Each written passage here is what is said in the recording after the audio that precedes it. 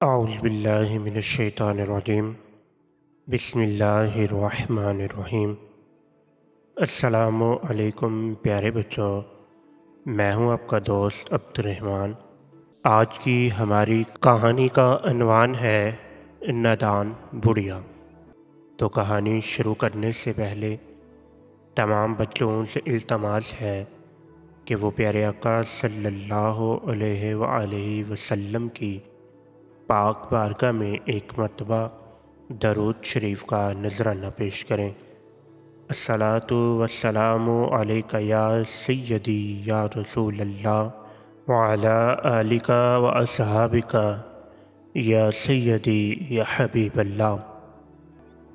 جنگل کے کنارے بھی جھونپڑی میں ایک بڑھیا بالکل اکیلی رہتی تھی۔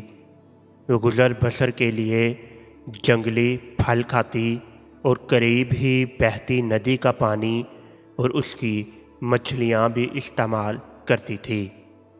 ایک دن بڑھیا مچھلی پکڑنے ندی کنارے گئی تو وہاں اسے ایک عقاب زخمی حالت میں ملا۔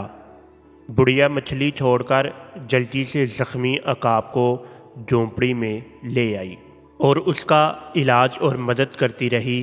مرہم پٹی کے بعد بڑھیا نے اسے آرام سے گھاس پھوس پر لٹا دیا۔ کچھ دن بعد عقاب بالکل ٹھیک ہو گیا تو اس نے اڑان بھری اور یہ جا لیکن کچھ دیر بعد آ کر بڑھیا کے پاس بیٹھ گیا اور احسان مند نظروں سے اسے دیکھنے لگا، جیسے وہ اپنی زندگی بچانے پر بڑھیا کا شکریہ ادا کر رہا ہو۔ بڑھیا اسی وقت مچھلی پکڑنے جا رہی تھی۔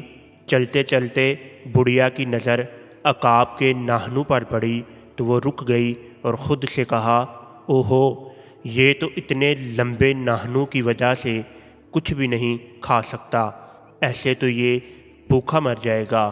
یہ سوچ کر بڑھیا نے جٹ عقاب کو پکڑا اور درانتی کے ایک وار سے عقاب کے ناخن پنجوں سمیت کاٹ لیے اور مچھلی پکڑنے چل پڑی۔